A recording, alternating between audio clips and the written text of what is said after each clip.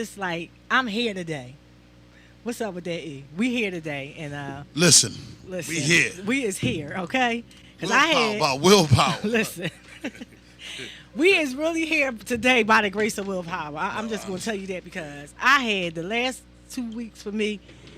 Listen, they've been real rough. Talk okay? about it. They've been real rough for me, and I wanted to dedicate this episode to mental health in our community because I don't know if people really take mental health seriously or the fact that we really need it. Right. We need therapy for our mental health issues. You know what I'm saying? And especially us. You know, when it comes to people of color, a lot of times we don't like to talk about mental health issues. I remember when I was younger, people used to be like, "Oh, ain't nothing wrong with you." You know what I'm saying? You really might be going through something, right? And people will dismiss what you're going through, what you feeling, Absolutely. And that happens a lot because I hear a lot of people complain about that now. And sometimes I'll be saying like, "No, I want to. Don't tell me be strong. I want to be not be weak or be, but I want to feel that passion as well of what I'm going through." Because you have to feel it to order to know how it feels so you can adapt. You can't adapt without knowing how it feels. Listen, am I right? It's like when you try to adapt something that's going wrong, how you ever going to get it right? You know what I'm saying? Because we want to act like we don't have these mental health issues and like this is not really detrimental in our community, of all communities. Right. And we ignore it. You know what I'm saying? We ignore our mental health issues. And that's what's going on in the world. The gun violence, the domestic violence, a lot of the violence that's going on is because of mental health. Like, and I'm gonna be honest, I felt so bad. A couple weeks ago, I put on one of the pages, the Worldwide Uncut page, not the podcast page, and I only did it to kind of show that mental health is real. Yes. And like the heroin epidemic and a lot of things we do in our documentaries, it was a young lady right across the street, pulled down her pants and literally pissed. But what she did was, and I'm sorry, y'all, it may be graphic to you, but mental health is real. Right. She literally set her hind pants, I'm from old school, on the curve and rubbed it. It was sad. A lot of people were saying, take it down. Why do you got it up, E? You know, why they don't know it's my personal. Right. But why do you got that up there? So you can see that mental health is real. So if you see somebody in your family or a friend that may do something odd, that may be the first stages of mental health awareness. Let me tell you something. Sometimes, even myself, okay? Even myself. When somebody is going through something, I might take it lightly. You understand what I'm saying? And this past week, I done been through something that I never thought that I would have to go through with someone that was close to me. You ain't got to say who? Yes. Okay. So, they may have schizophrenia. Oh. And just to see them, the way that they were acting, you know, it really took me back because it threw me off. You know what I'm saying? Because I know people suffer from post-traumatic stress disorder. All the time. And we suffer from depression, bipolar disorder. Right. But to me, to see somebody going through something like that, where they just really was just talking way off, and it threw me back because I think I ignored these things. You understand what I'm saying? Well, did they come to you before and say certain things that you may have maybe not diagnosed them, but like, what's wrong with them? They tripping. Because we do that to each other. Like, you bugging. Why you say that or why you do this? You'd be surprised. They had an episode before. And see? And nobody reached out for help. Well, nobody diagnosed it. Nobody said any, you know what I'm saying? Nobody actually diagnosed it. And that was the thing. Nobody actually said what it was. You know what I mean? They just let the person go and no diagnosis or nothing. You know what I mean? And so then when it happened again, I'm like, wait a minute, this gotta be for real. You know what I'm saying? This can't be in my mind or something that I've disregarded. Like, I had to take this seriously because I was like, wow, like, really? And to see somebody that you really love and care about and somebody close to you go through something like that, something that you see people on the street, like when people have this disorder in the street and they just walking around, talking to themselves or doing all this, just saying crazy things out of their head.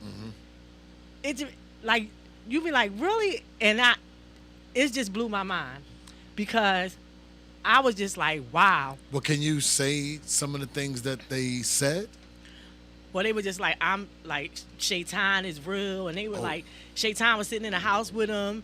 And it was like, well, but God is real. And there was a whole bunch of other, and let me just say this.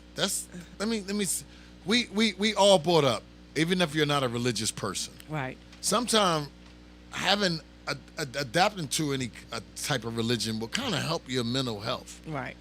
Like when people go to jail, they get incarcerated or they're on their deathbed, or you have to have something outside of, if you don't have strong knowledge of self. Right. You have to have something that you can actually call on. And I believe in that word faith so much because certain things don't manifest in the physical. Certain things you have to have some sort of faith to even exhaust the possibility to obtain it, no matter what it is, whether it's a job, waking up in the morning, eating healthy. And it's serious. Let me just tell you, like, when we talked about this before, like, I'm not afraid nowadays in my age to say that I suffer from depression. Right. Because I do. I suffer from depression. Yes. Now, whether I'm able to cope with my depression and handle it well, where you might see, because I'm putting on, I like fashion. So outside of fashion and dressing, but that's a part of coping with my depression. Right. But some people get on drugs. Some people use sex, rock and roll. Some people use other different coping mechanisms to, cope with their stress. Yes. Some use music, some use prayer, some use eating. You ever notice an eating disorder? That's especially eating, because when you're going through something, because I know me personally, ice cream is my go-to. Ice cream? Ice cream. How does that soothe the brain? I don't know, but for me, I don't know, but I just noticed that so for Mr. myself. Softy, if you going through it. Not Mr. Softy. Mr. Though. Softy I need some coming Briars, though. Okay, you need Briars. Okay. I just wanted to. Some Turkey Hill, some real Because I ice seen cream. that you was about to cry talking about that, because you'll have me crying. I don't No, want to be on. See, this is why I knew that, like, last week, I was going through a lot. I didn't come on. Yeah. But this week, I felt like I needed to come on. Because for real, this podcast is therapy for me. For all the things that I go through and the things that I see people go through. You know what I'm saying? And it was just a lot on me this last week, because it just didn't affect me. You know what I'm saying? It affected a whole group of other people that have to deal with this too. So let me ask you a question. You know that we all stress. Some people are afraid to talk about they suffer from depression. It's okay. That's why what a great friend of mine's always said, put it out there, E, because so many people, may be afraid to say they're depressed. Right. I'm always depressed. Listen, I go through depression. I go through depression too. I think that everybody has those moments. You know what I mean? Most people, when they feeling down, when everything is on them. You know what I mean? But I try to not let it envelope me in guilt. So what did you know y'all what do? I'm saying? You said it was a bunch of y'all that it affected. I want to hear, being as though you say you were affected, so that means it hurt. I had to do something that I rarely ever do. What is that? I had to step away from the situation. I had to literally step away from the situation and not assist. Was it critical? Was it a critical? No, it wasn't critical. Someone else could do it. You understand what I'm saying? I didn't have to be there. And normally, I'm like right there. But I just felt like with my own mental state that it was better for me just not to be there, because it's wearing down on me. You understand what I'm saying? It's wearing down on me. And I really had to put myself first. And that's something that when it comes to, sometimes we know when it comes to family, people we close to, we don't put ourselves first. But this time, I had to put myself first, because I felt like if I didn't, that it would just take me down a whole nother road, a road that I already been down so many times. And this time, I decided to step away. You know what I mean? It's so hard to adapt. I'm the main one that, since that word was taught to me in psychology, mastery, to gain mastery. For any of the people that's listening, have you gone through any trials or tribulations, please, if you don't listen to nothing else that I may have say out my mouth while I'm alive, learn the word mastery. Please, look it up, implement it in your life. It will help you. It helped me at my most crucial time in life when I was in jail, 5.5 years, stressing bad. Yes. And when I learned that word every day, and I came on November 98, that was back in 94, 93, 95, 96, 97. Right. It helped me. It helped me to this day. Losing my mom, my family, all of those are Yes. contribute components, especially me. First of all, you got to understand your makeup, who you are. Right. Have you a family person? Then family-oriented things may get to you. Thanksgivings, any gatherings, whether you Muslim, Christian, Jew, or Hindu, doesn't matter. Any type gatherings where it's love and you see unity, it will stress you out. And I would like to use the terminology if you're an extrovert. If you're an introvert, then I can see you being cooped up, don't want to share your love. Right.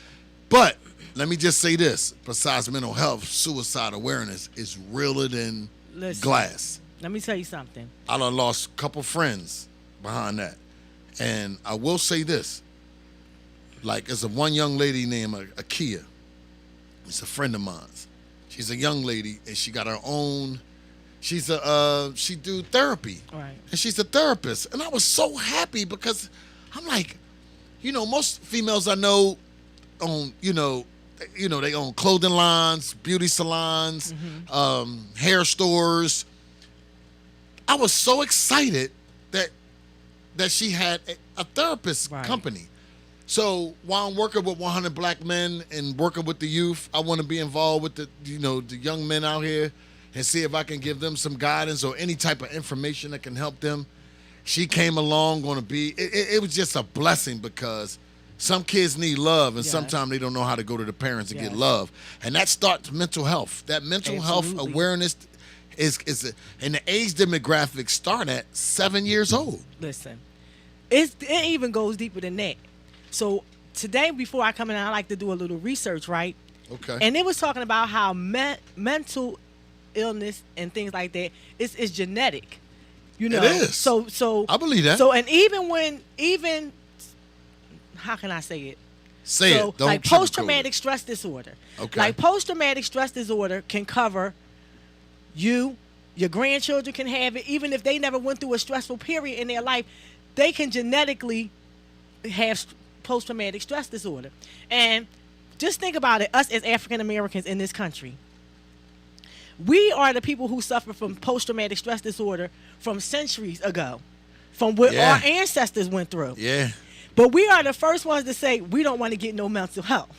You know what I'm saying? Mm-hmm. And then we wonder why all of these things are happening to us in our communities. Mm-hmm. Because number one, it starts with our mental health. Right. No, it does. It starts with our mental health because we have these the things that we believe. Right. You understand what I'm saying? The things that we were taught from our people. Oh, you ain't nothing wrong with you. Even though you could look right there at a person and you could notice something is wrong with them.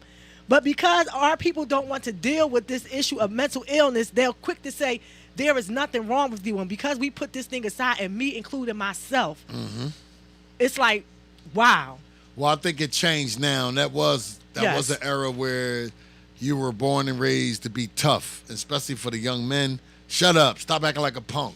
You ain't. Shut up. You're a crybaby. Yes. Stuff like that. You got to be careful. Just as well as you can, it's not cool to call somebody dumb, right? Or the Stupid.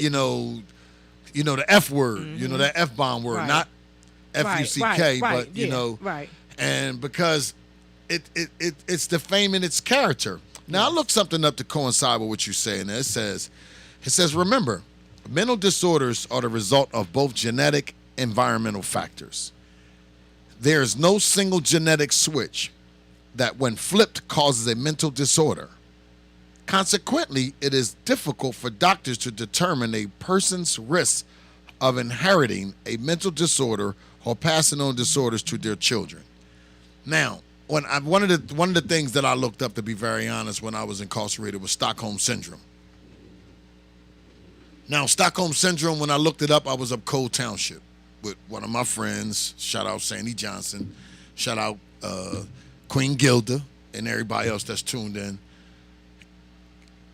That Stockholm Syndrome, in my own words, whatever was done to any group of people that have been captive, Right. like whatever was done to them in reverse, they're doing it to themselves. Right.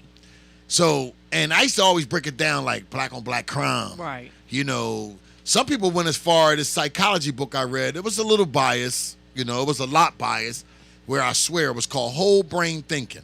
I was studying psychology. And when I read it, it said blacks and Hispanics will never be dominant in modern world. Wow. On my mother's grave. Wow. And it said because we lack whole brain thinking. Right. That blew my mind. So when I start reading the book a little further, what whole brain thinking is, it broke down the hemispheres of the brain. The right hemisphere is the physical, the left is the more the spiritual. Right. And then I've read some other breakdowns or translations of this book where some of the historians, and you know, whether black, white, or whatever color, yellow, green, they were saying that, you know, they went back into the days of slavery. Right. We shall overcome. We shall overcome someday. Right. We used to laugh about it, but it's serious. Right.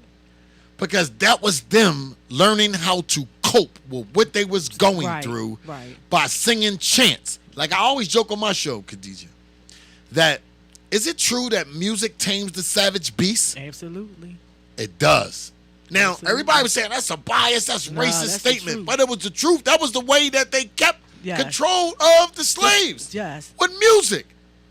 But And they used to let us, you know, we always, not twerked, but we always did our our dances. That's what we ancestral do. dances. Right. And we always could dance. Right. And mental health is real. So Stockholm Syndrome, just like you said, post-traumatic stress syndrome, schizophrenic, it's a whole lot of them. Yes. It's a whole lot of them Yes. you should be aware of. The first one of signs when you yell at a person. Now, I'm a yeller. Right. Because I don't fight women, or I fight men, but I haven't had a fight in a long time. Right. But yelling is the first stage of that. You're tired of whatever it is that you're getting. Yes. So if a man or a woman yells at you and if you don't talk about how that is a grave warning, that the next yell could turn into a, Exactly. and a slap can turn into a punch, Right. and a punch can turn into a gunshot or a stab. knife. Yep. Absolutely. So, and that's mental health. All that Absolutely. is awareness. So I'm glad you brought that Because up, and I'm glad. it's like we cope. Hollering is the cope. It's also It a is. warning as well as a coping mechanism. Like, now I'm telling It you is. with this loud voice to stop, It right? is. So Gloria was saying that it's a good book when the body says no, and it teaches When the body says no? It teaches how much we pass stress on to our children. Right. So it teaches how much we pass stress on to our children. And Right. I don't think that when you're a parent, right, you don't think you're passing stress on to your children. But now I think that when you're not conscious of it, you understand Right. what I'm saying? But when you become conscious of it, like lately I've becoming conscious of my See, own that's actions good. and the I was way about that to I grind talk you and the up. things that I say. Like That's good. literally, right? And then I'll be like, damn, Khadijah, like you gotta take a step back because you gotta practice You what got you to preach. be more conscious. You got to stand what you do. Yeah, because That's when right. because I feel like if I fly off the handle, right, and I handle a situation a certain way, and then I got people watching me, you know what I mean? Mm-hmm. But you ain't supposed to do you ain't preaching that, but you doing that. You know what I'm saying? Yeah. And so I had to take a step back and like, okay. And then my granddaughter, I love my granddaughter. Like, she's so smart. Like, she remind me. And the day I said something, I forgot what I said. But of course, I used profanity. And she was like, "Grandma, why See? you always?" And I had to, I don't like and that. I wait a minute. I hate that. I Oh my God. I didn't hate get that. mad at her. I think I said hell. And she was like, "Grandma, you shouldn't say that." And she's right. Because my grandmother would have said, I would say whatever the hell I want to say. But I took what she said to heart, what she said, and I said, "You're right. I'm really going to work on it, because that's one of my things right there. Like, you know." Let me say this. Yes. Never use profanity, profane language. I used to say cursing. Stop cursing. Right.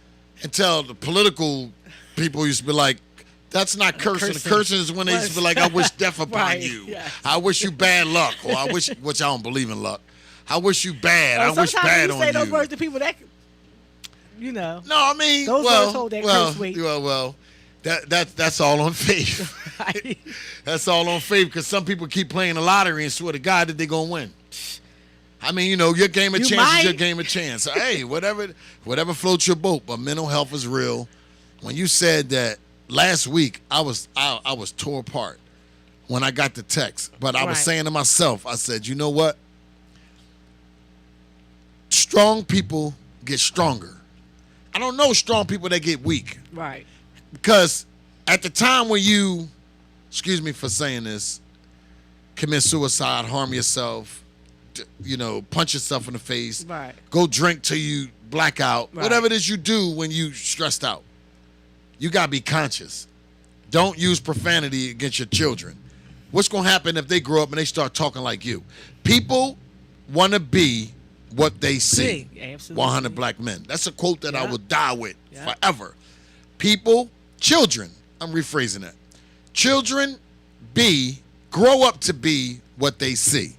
So if they see shooting, drug dealers, gangsters, pimps, hoes, prostitution, beer distributors, they going to want to mimic it. Right. They're going to want to mimic it. Right. I'm telling you. I remember when I was a young kid, before Run DMC came out, when the big jukeboxes was out. I was living down 18th and Erie. And this guy, when the first Nike sneaker came out, the high top, they only had blue and red. Mm-hmm. Remember that? Yeah. He was walking down the street with a blue Kango hat on. He had a big jukebox and Nike sneakers on. My hand to God, if I'm making this up, if I'm exaggerating in any way, form, or fashion, take my breath in my sleep. And I had to be about 11 or 12, because I wasn't in the 7th, 8th grade. I wasn't. Something around them ages. And I grew up wanting to be like him. I'll never forget. So when the rap game became popular, 2-3 years later, then Run DMC and them start coming out, LL Cool J. LL Cool J start branding the Kango. I wanted to, that dance he used to do, rock the bell, that dance. I went and got me a Run DMC leather. If you know anybody, at this time I was living down Broad Downey, down Fern Rock. I moved a lot of places because, you know, my mom always tried to make it do what it do for all of us. And we moved a lot of places. I know why we was moving a lot of places now, you know, but it is what it is. And that's another thing that when you talk about mental health, that I swear, just knowing that my mom was never a homeowner. Listen. It bothers me bad. That is a part of my story, because, and when you say mental illness and in the way that we handle things, because you know, I always talk to y'all about the circumstances that happened to my younger daughter, and I moved so many times. Like, I moved from one address to another because I don't know, I wasn't thinking that I was running away, but it was like as soon as something set me off, it ain't have to be much, and I was gone. Like, and I was moving. And then when I got older and I thought about, like, I started listening to my children, and I'm like, damn, like, I never was stable. You understand what I'm saying? And I pay attention to so many things, like when I look at, and not comparing, because it's not, you shouldn't compare. You can't compare. You shouldn't. But when I look, don't compare. I don't compare. But what I do is I take notice of things, right? And I notice that how children excel when they're stable. Not to say that just because a child stays in one address their whole life. I truly believe that if you keep a child in a household and they're managed to be able to grow their whole life in their household, they never have to worry about, they don't have to have the stress of, we might not be here that long. Or, you know, because I never thought about what it was doing to my kids to consistently take them out of different schools. Oh, yeah. Like, that never crossed my mind, because I was only dealing with the way I was dealing with what I was going through. Wow. So just picking up and saying, okay, man, they gotta go. Every time you move, you move to a new address, that means you gotta go to a new school. But when you're a child, when you're in the 1st and 2nd and 3rd grade, you shouldn't be picking kids up. Let me and tell you how moving, that's a fact. You know, I went to just about every school in middle school and high school. Every school in District 6. wow. Where Germantown ain't want me. After I got kicked out of so many schools, I was always an A student. But I used to like to fight. Not like to fight. People used to pick on me for whatever reason. Right. I don't know if because I was light-skinned. You know, back in the day, Right. the light-skinned people always had issues. Yes. I ain't gonna lie. That's Yeah, just being all yes, real. absolutely. Just like now, in today's society, dark-skinned blacks have that stigma. You know what I'm saying? With whoever. So I used to always like to fight. And I'm telling you, that's how I know so many people. I tell you, I lived out Southwest, West Philly, North Philly. I'm born and raised uptown my whole life. You know what I'm saying? Mm-hmm. But I lived in like Germantown, East Mount Airy, West Oak Lane. Right. I lived in 2 places in West Oak Lane. 71st and Old Guys. My mom done moved us somewhere, and when she moved out West Philly in like 85, 86, she never came back. That's when I lived out 60th and Girard for a lot of years. And then when I move back uptown. But mental health, and I'm going to tell you, I used to have issues. I used to fight. Aoney High School, I got kicked out of Aoney. I got kicked out of King. I got kicked out of Roosevelt, even when Roosevelt was the annex. Only because people used to try to, I don't know, I think I was covering up something. Right. Like at one time, it was so bad that we had to go move with my cousin up Upsall Street. And I'll never forget, one day she reminded me of it. And I tell you, it broke me down so bad. Right. Because it wasn't a bad thing that we talked about it, but it reminded me of how much my mother was struggling. Right. You know what I'm saying? Right. I remember she always had a job. Right. I used to go to her job when she used to work at the bank, and I couldn't wait till she came home because from work she always had a half a salad left over. I used to call it a hoagie salad. Mom, can I get the rest of that hoagie salad? And me being the oldest, I was, let me get that. You know what I mean?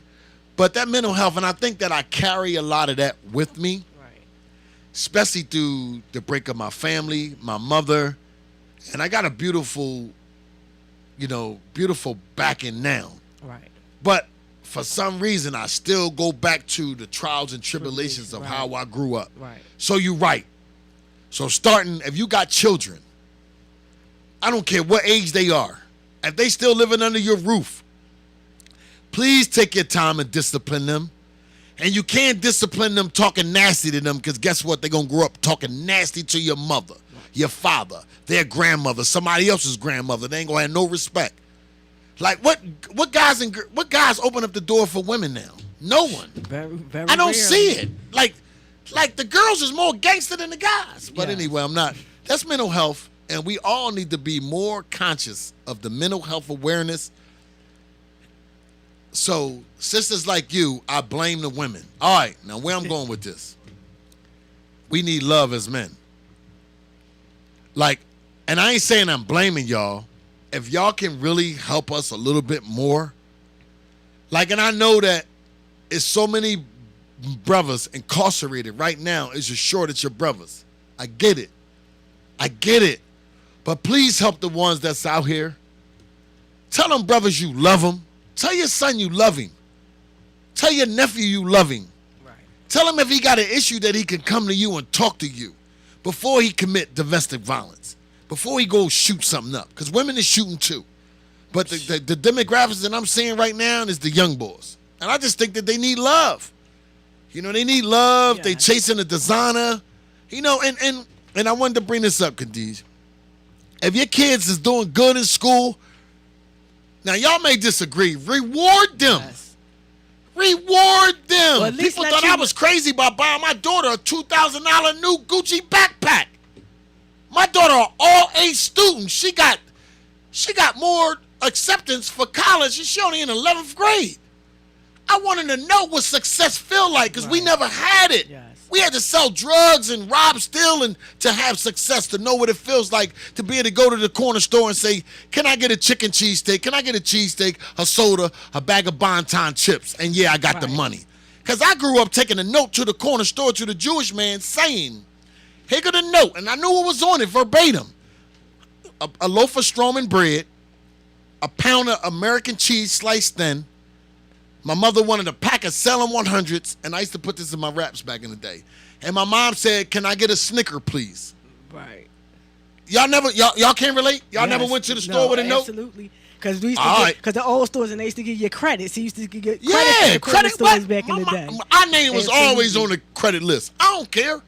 But it explains why I do what I do now, why I like fashion shows, why fashion is my favorite passion, why I wear this, I take my time, I'll get dressed, I'll put a suit on just to go to ShopRite.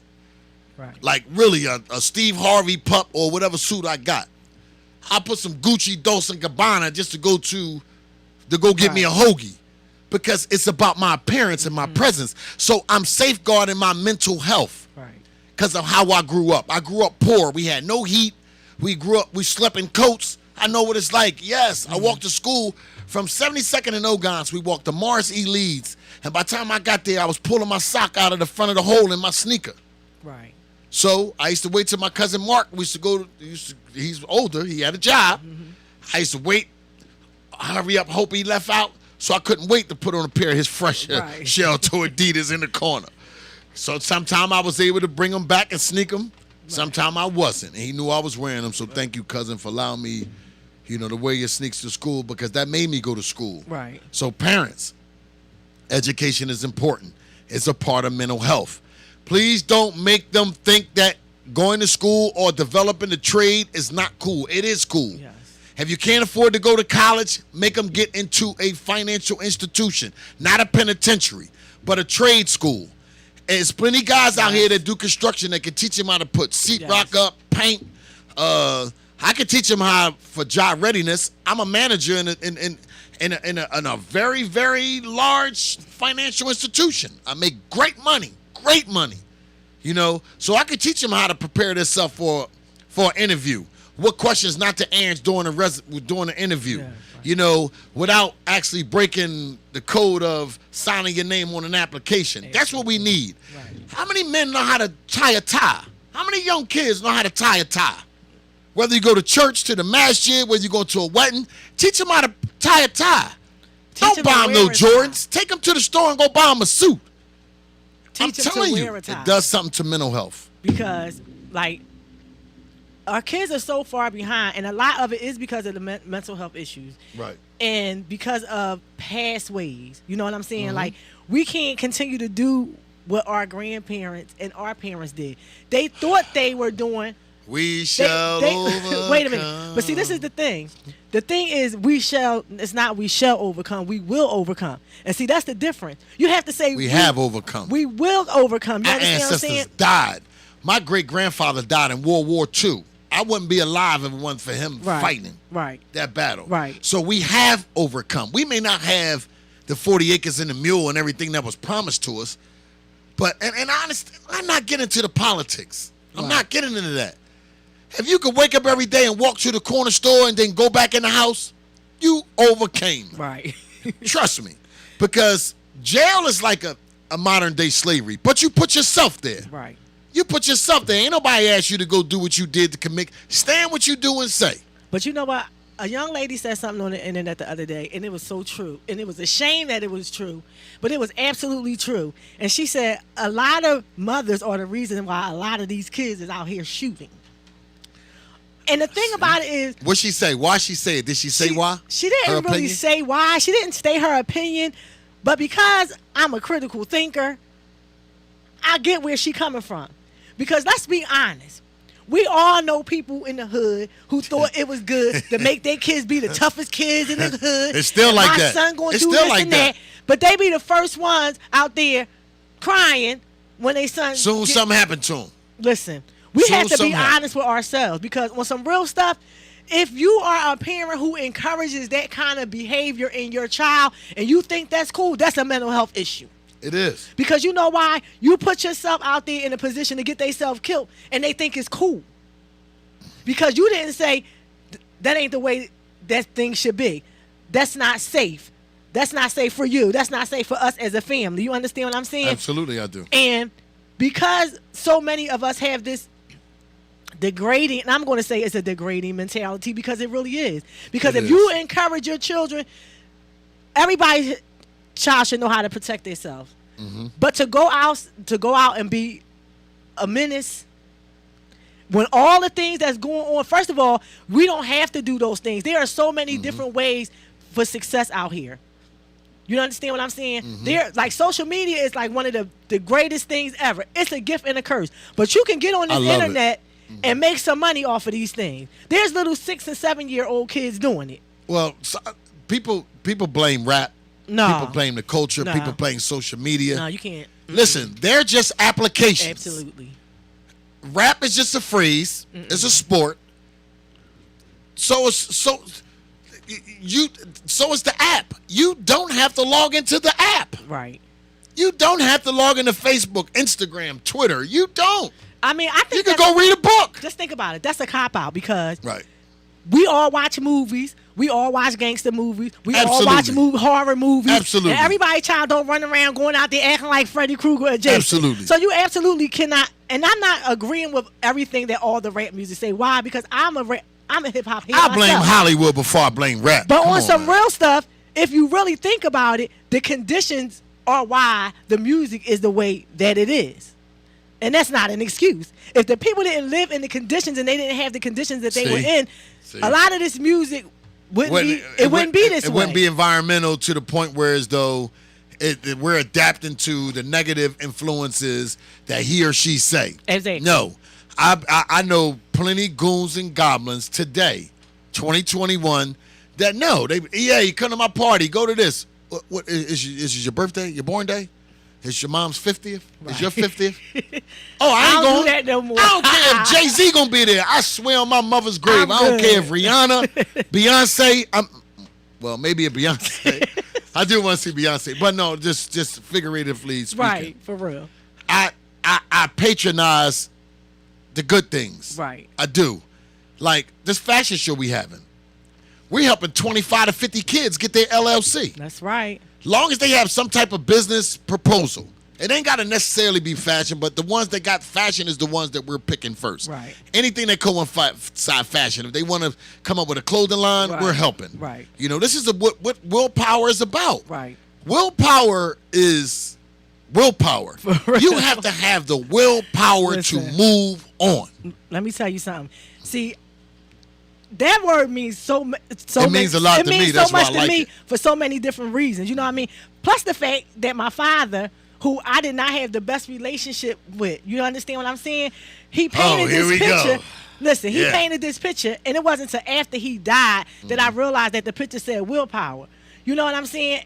And it meant something to me because of all the stuff that I've been through in my life. It made me think like, well, yeah, that's really about what it was, because so many days I did not want to get up. So many days I did not want to be here. Mentally or physically? When you say get up, so many days you did not want to get up. Mentally and physically. Yeah, because... mentally and physically. Because some days when I be on my way to work, I'm going to keep it all the way real. What's up, Les, Kerm? And we got some people that may want to chime in on the topic. Y'all can always call. Yes. Y'all can call Glock up, line. The Glock line, 267-888-6019. But Leslie said...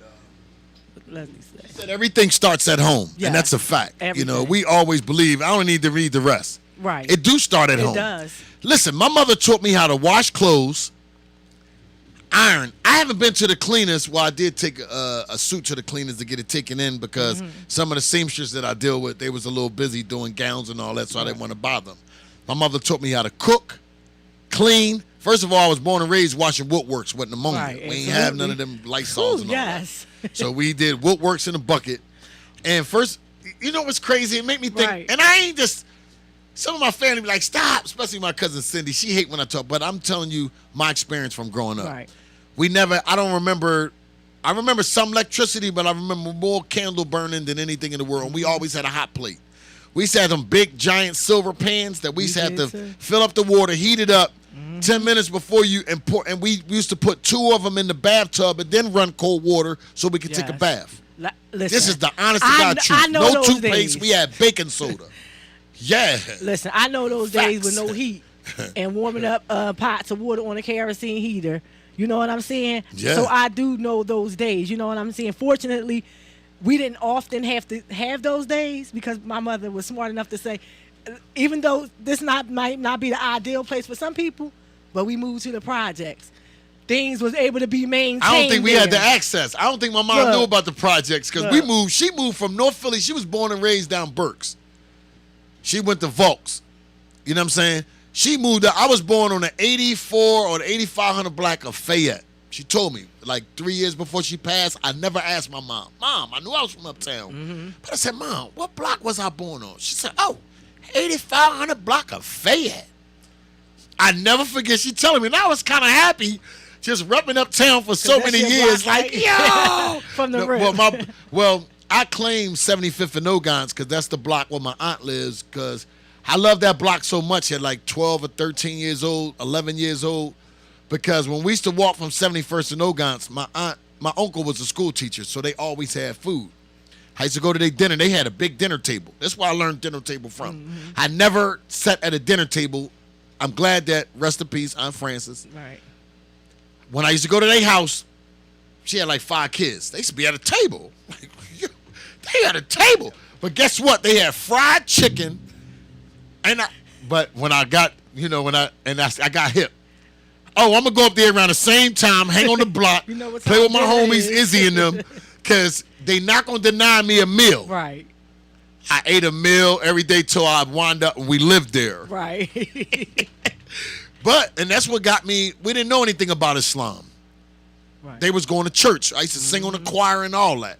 I used to lead like 40, 50 people on the choir because I always was bold because I lived everywhere. Right. What? If I could go to the corner store and take a note and say, and my mom said I can get a Snicker bar. Like, people used to laugh. Like, Gil and them used to be cracking up when I would tell them stories. But I'm like, you laughing, but I was serious. I eat Snickers to this day. Mm-hmm. Like, if they still have Bon-Ton potato chips, I will be eating Bon-Ton potato chips. My mom used to make mandatory, a pound of American cheese, a loaf of Stroman bread, king size. Don't get that small, y'all, because it was a lot of us. Don't get the family. Don't get the family, That's a little loaf. You need the square Stroman, the loaf about this big, so everybody can get like 2 sandwiches out there. Now, let me ask you a question. I want to when we talk about mental health awareness, because I know we have fun. Do you think that a lot of people get on drugs? Oh, absolutely. Because listen, I'm a patient. I have a card. Yeah. So I get prescribed marijuana. Right. You'll never see me smoking on camera because I don't condone kids seeing you smoking cigarettes, Black and Milds, cigars. I don't condone it. Kids shouldn't even see you drinking out of a can of beer, a bottle of beer, put it in the glass. Right. Honestly, because I'm glad that my cousin, rest in peace, Sherry, she used to drink syrup back in the 80s, 82, but we never knew what it was. But I know she used to put it in the tea.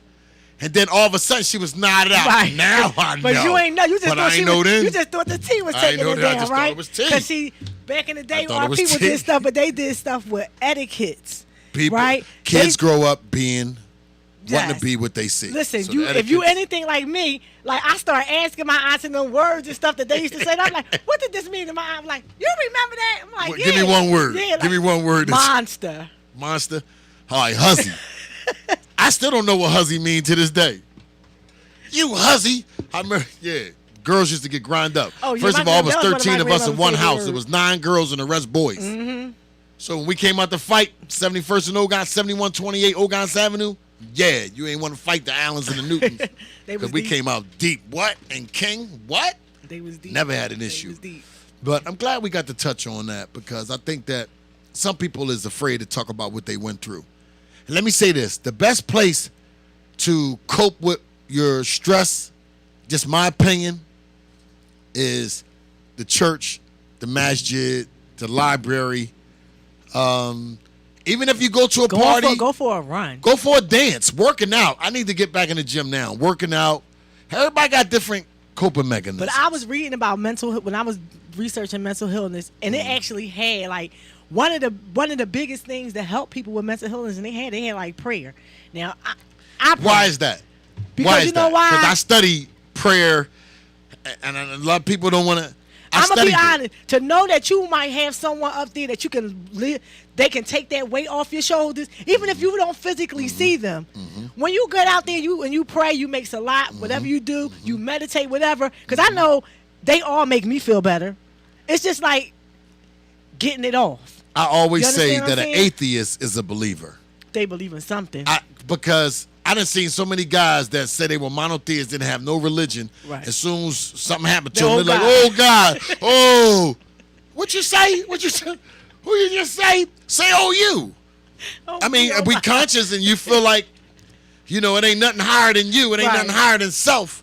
It is some things that's higher than self. Right. You know, it is some things that's higher than self, you know. Because we may not always agree on how we're going to reach the Creator, Listen. but he, she, or it is absolutely there. He or For she, real. whatever. Whatever. Let me just tell you whatever this. the entity is that we pray to. I tell you what made me when I was in my studies, and you got to be grounded to read anything. Right. I done read everything. I told this story before about the white guy that I got cool with when I was locked up. We was in Cole Township. We was on our way home, and all of a sudden he came to me. He was like, "Can I talk to you, Hamad?" And I can't forget how he used to say my attribute. And I was like, "Yeah, sure." He was like, "Wow, you know, what is that? What about that religion? Can I read a little bit of it?" I was shocked. Right. Because he was kind of quiet. And I'm like, "Sure." He was like, "Would you want to read about a little bit about what I believe in?" I'm like, "What is your religion?" He was like, "Well, I don't have a religion, but I have a devil Bible." All right. I you say say this. no? People don't like when I say this on my Did you mother's read it? grave. Did you read on my it? baby eyes. Yes, I read it. I read everything. I read the Torah, I read every book known to man, the encyclopedias. I read the Kafis for Muslims that don't know what the Kafis is, which is the hadiths of the Prophet, peace and blessings of God be upon him's family. Okay. I know every book of the Bible: Genesis, Exodus, Leviticus, Numbers, Deuteronomy, Joshua, Judges, Ruth, 1st and 2nd Samuel, 1st, 2nd Kings, Ezra, Nehemiah, Esther, Job, Ecclesiastes, Song of Solomon, Deuteronomy. Do I need to go on? I know the books of the Bible. I know. I studied them. I used to read the encyclopedia. I used to lie and say 30 days, but it should take 3 months. Right. Just so I can just have knowledge of self. Right. Now, it's said that, and I'm kind of like, should I go into that? You got to tell me something that said. I'm afraid. Not afraid, because people are spooky. And people are too... Tell me off air. I could give you a kind of hint if you think about what I was going in. I'll give you a hint. Can you think about what I was wanting to kind of elaborate on? Because it's deep. This would make it deep though, because he read that was his book. Well, but let me he tell was you. concerned- I'm gonna tell you. He wanted to know what you was Basically, reading. everything in it reminded me of some stuff that I was reading from a Christian scholar, Edgar Right. Cayce. Okay, Some of y'all may not know Edgar Cayce. I never. His heard books of it. was brilliant. And I used to be like, wait a minute, this the same phraseology and philosophy in the Quran. Right. Like all the religions are just, They're all the same, different rituals. They all come from one. So can I say with the devil Origin. Bible, this is what he said it was. I didn't make this up. I said, so what's your religion? He said, I don't have a religion, but I read the devil Bible. I'm like, what? So I read it. Because I remember, and it reminded me how growing up in church, how everything that they quote unquote said that came from the creator was in red. Right. And everything that was from Right. the writers that Was in translated was in black. Some of y'all may not be from that old Right. school, but That's how the old Bibles were. everything in that book, based off my conscience, if you know me, you know I'm not a BSer. It just grind up rituals. Now, I know I need pray. I need to pray. Right. Maybe, how many times and when you do it and all that, that's teacher's own. Right. But you do need to do it. You do need to do it. It's a form of meditation. Right. If you know anything about astral planing, when you get in into touch with that, your higher get into self. your higher self, yoga, Yes. all them are forms of, and trust me, I done researched this so much, speaking in tongues. It was different languages. Right. But anyway, I'm not getting in. I'm not judging nobody's religion. You know what I'm saying? To keep it real. Whatever the religion is, look up the word religio, which was a Latin word Means before it was to translating hold. to, right. It means to to bind hold, to back. bind There's so or many hold different back. Bind back to what? Right. What was original? We were all monotheists from day one. Like some of our schools of thought grind up the ancient Egyptians. Oh, they was worshiping the moon, the sun, and the God. And let's all go with mental health. So we're not off topic. Right. That was their way of recognizing that there Right. was something higher than self. See, 'cause they knew that it was something higher. Yeah, than themselves. because the sun, they're like, wait a minute, this hills. I got a sword. But see, what they knew is the water. right. Well, what they knew is without the sun, then they wouldn't have been able to exist. See, without the sun, none of us can exist. Why do you think the New Yorkers they say, knew- what's up, son? Right. So they knew that somehow the sun was keeping us alive here on this earth. So because that was their And the water. way of thinking, And the absolutely. water. And those were the two things that I won't say they worship, but that's what they look to.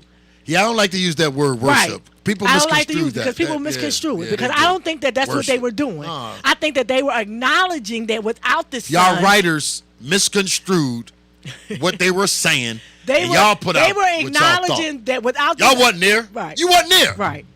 You So wasn't there. Was you there? You was not there. So stop it. We all Right. assume, and assumptions is for you know what. We know. And that's how come it's so important for us, like you said, to read, because that's like me. I'm a big reader. Like, I read everything that I can get my hands on because I like to read, and it takes you to someplace else. You know what I'm saying? It'll help your mental awareness. Yes. Even if you don't, now I hate to say this, children, don't do this for your children because you already got the iPads and the cell phones up in their face 24/7. But if you're putting on some educational stuff and not Barney and SpongeBob and all those cartoons, put on some educational stuff. Put on some, I'm telling you, when I used to put the computer in front of my daughter's face or the iPad you know, we used to study how to do multiplication. Right.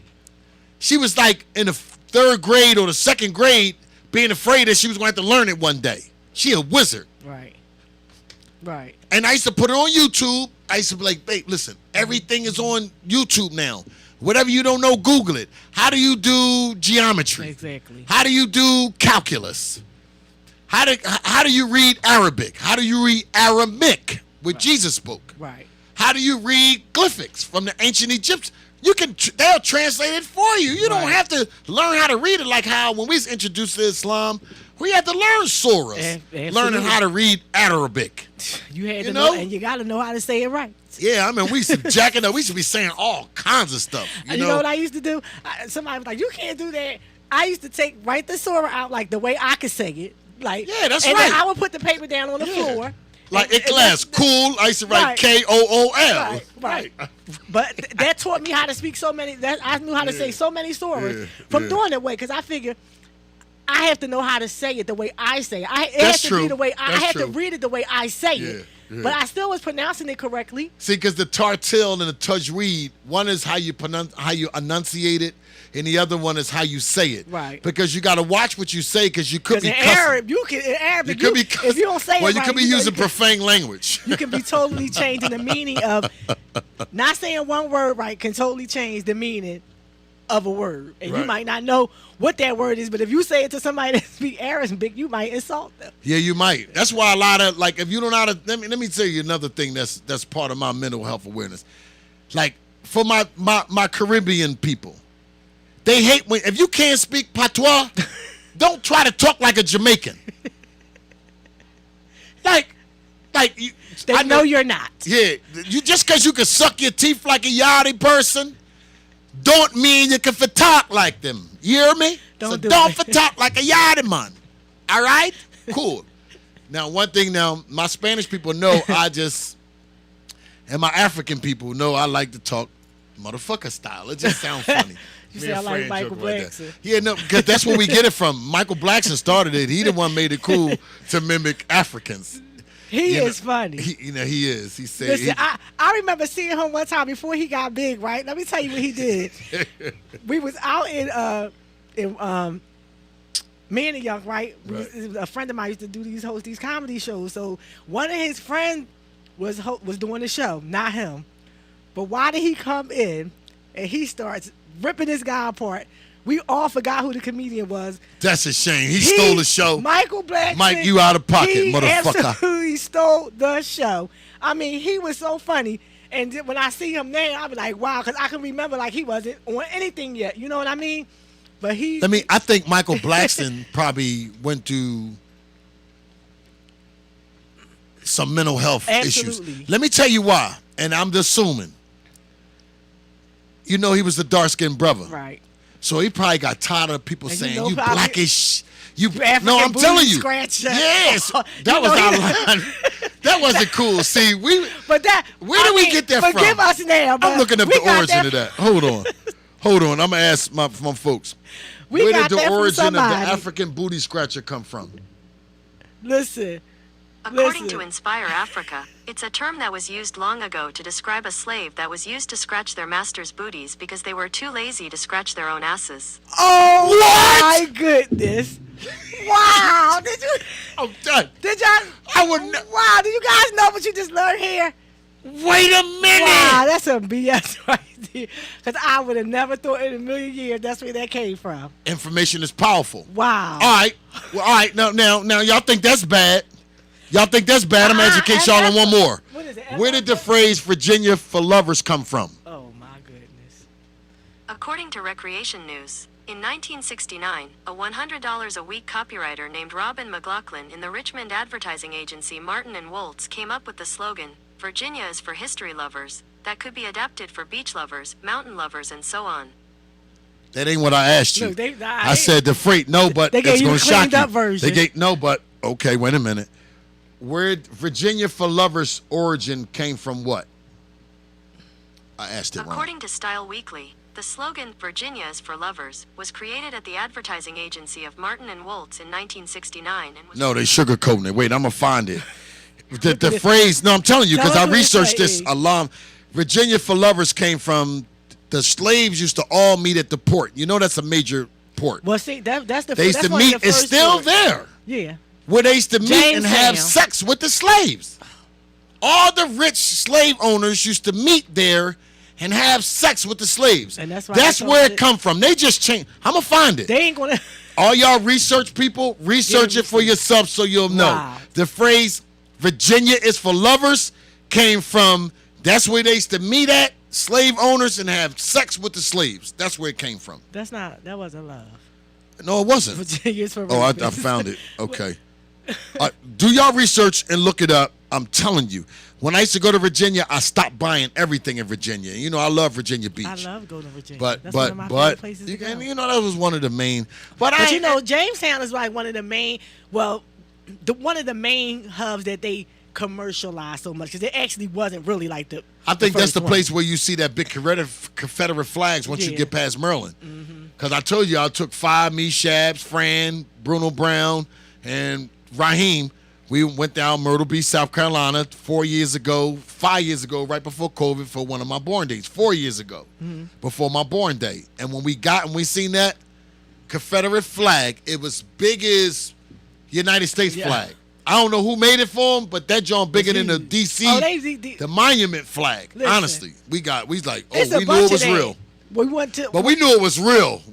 No, when you see it, because when we was down south, right, I was just down south this summer, and we went to South Carolina because we wanted to go down there to what they call the Healing Springs. I don't know if anybody heard of it, but it's this place in South Carolina called Healing Springs. And it's like a legend says that the water will heal. The Indians used to water the hill, right?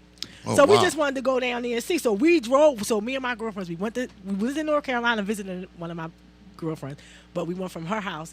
We went there, right? Now, nighttime or daytime? Listen, we went in the daytime. Now, I was like, listen, we got to get the heck out of here before it starts getting dark, right?